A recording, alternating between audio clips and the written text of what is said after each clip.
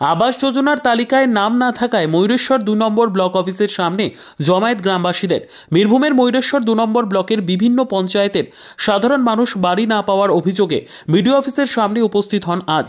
তাদের অভিযোগ যে আবাস যোজনায় নাম থাকা সত্ত্বেও বাদ দেওয়া হয়েছে তাদের।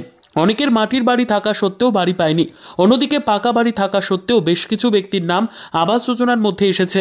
ফলে যারা স্ক্রুটিনি করেছেন এবং স্থানীয় জনপ্রতিনিধিদের আত্মীয় পরিজনদের নামে এই আবাস যোজনার নাম তালিকায় নথিভুক্ত করেছেন তারা। এছাড়াও কেউ বা আবার বলছেন অন্য রাজনৈতিক দলের সঙ্গে যুক্ত থাকায় তাদের নাম তালিকা থেকে বাদ দেওয়া হয়েছে। আর এই চক্রান্তের আঙুল উঠছে পুরোপুরি শাসক দলের দিকে। তবে আজ দাসপলসা অঞ্চলের রাধানগর গ্রামের প্রায় ৯৩ জন মানুষ আবাস তালিকায় নাম নথিভুক্ত করতে ময়ূরেশ্বর ব্লক অফিসে এসে বাড়ির ছবি সহ কাগজ জমা করলেন। এ বিষয়ে বিজেপির রাজ্য সহ সভাপতি শ্যামাপদ মণ্ডল জানান, অফিসারদের ভয় দেখিয়ে হোক বা টাকার বিনিময়ে হোক, বিজেপি যারা করে তাদের নামগুলো বাদ দেওয়া করিয়াছে। অপরদিকে তৃণমূলের ব্লক সভাপতি প্রমোদ রায় জানান, আমাদের কোনো লিডার বা নেতৃত্ব তদন্তকারী দলের সাথে তো যায়নি, তাহলে কারা বিজেপি কারা অন্য দল করছে, তাহলে তাদের নাম কিভাবে বাদ যাবে? এ বিষয়ে ময়ূরেশ্বর ২ নম্বর সমষ্টি উন্নয়ন আধিকারিক পুষ্পেন্দু সাহা জানিয়েছেন, ওনারা দরখাস্ত করেছেন, আমরা দরখাস্ত গ্রহণ করেছি। বিষয়টি ঊর্ধ্বতন কর্তৃপক্ষকে জানাচ্ছি, তারা যা নির্দেশ দেবে সেই নির্দেশ মতো তদন্ত করে দেখা হবে। তারা যদি অরিজিনালি প্রাপক হয় তাহলে তারা আবার তালিকায় নাম নথিভুক্ত হবে।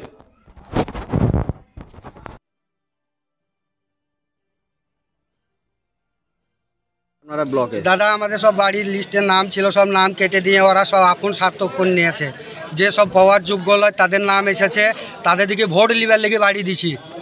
আর আমাদের নাম থাকতেও কেটে দিয়েছে, বুঝি পরে লিবি বাঁচে তো পাবি তো দেওয়া যাবে। কারা বলছে এই কথাগুলো? কারা বলবে? আবার টিএমসি পার্টি বলবে। কে বলছে? তা তো বলা যাবে না, নিয়ে অদঙ্গল সৃষ্টি লাগাবো নাকি? টিএমসি পার্টি কি বলছে? আমরা বিজেপি পার্টি করেছি বলে আমাদের নাম সব কেটে দিয়ে আছে।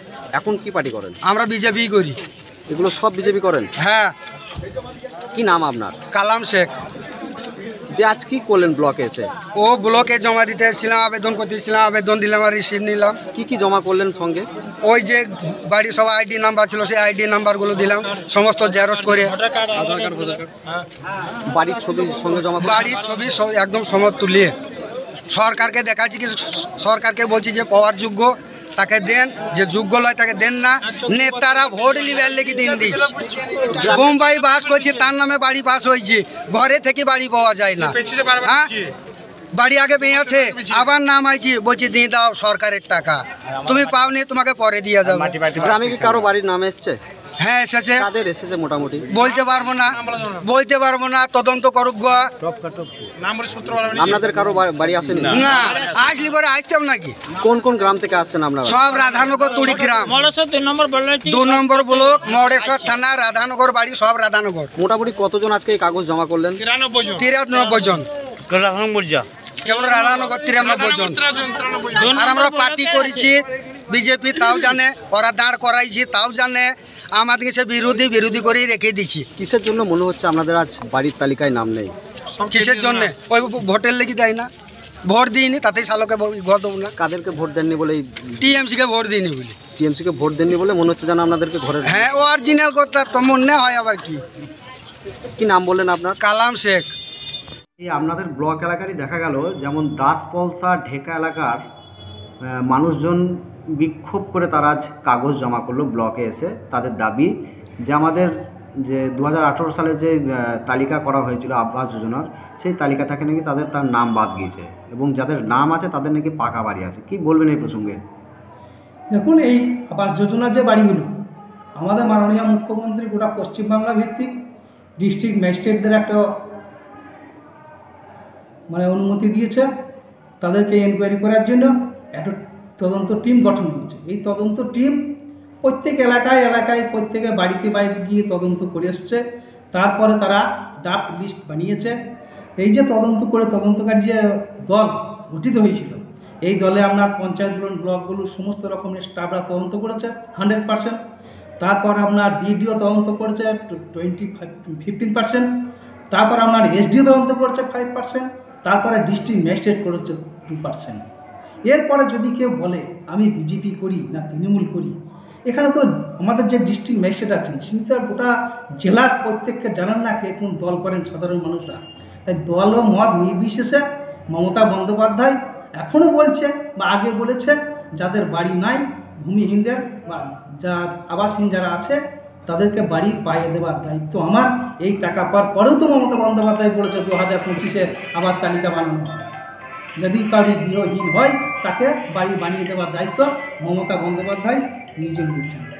রাধানগরের এক ব্যক্তি আজ আমাদের মুখোমুখি হয়ে তিনি জানালেন যে তিনি নাকি বিজেপি করেন বলে, বা তার সাথে যারা এসেছে বেশিরভাগই বিজেপি করেন বলে নাকি তাদেরকে নাকি বাড়ির তালিকা থেকে নাম বাদ দেওয়া হয়েছে। কি বলবেন এই নিয়ে? এটা অসম্ভব কথা তাদের, যে বিজেপি করে বলে বাদ দিয়েছে। বললাম তো আপনাকে যে ডিস্ট্রিক্ট ম্যাজিস্ট্রেট যে তদন্তকারী সংস্থা তৈরি করছেন, বাড়িতে বাড়িতে কি জানেন নাকি কে কোন দল করে বা কে কোন ভোটার ভোট দেয়?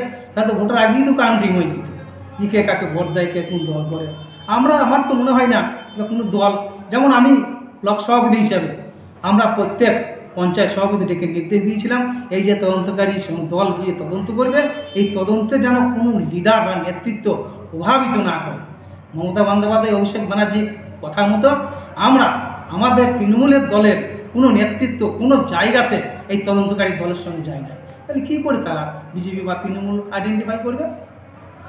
যাদের এখনো পাকা বাড়ি নেই, যারা এখনো কাঁচা বাড়িতে বসবাস করছে, তাদের কতদিনের মধ্যেই শুরু হবে বলে মনে হচ্ছে আপনার? তাদের তো অ্যাপ্লিকেশন বিডিও সাহেব নিচ্ছেন অরিজিনালি। যদি কারোর মাটির বাড়ি থেকে থাকে তো আগামী কাল থেকেই তো বোধহয় আবার রিতদন্ত হবে। এই তদন্তের পর যারা অ্যাপ্লিকেশন করছেন তাদের বাড়িগুলো তদন্ত হবে। যদি প্রমাণিত হয় অরিজিনালি মাটির বাড়ি, তাকে অবশ্যই দিতে হবে। সেটা আমরা ওখানে বিডিও সাহেবের কাছে গেছিলাম, বিডিও সাহেব বলেছেন তদন্ত করে দেখা যাবে সত্যি করে যদি কারোর মাটির বাড়ি হয়ে থাকে তাকে দিতে হবে, আর যদি কেউ অন্য কারোর বাড়ি দেখিয়ে করেছে তাকে বাদ দিতে হবে।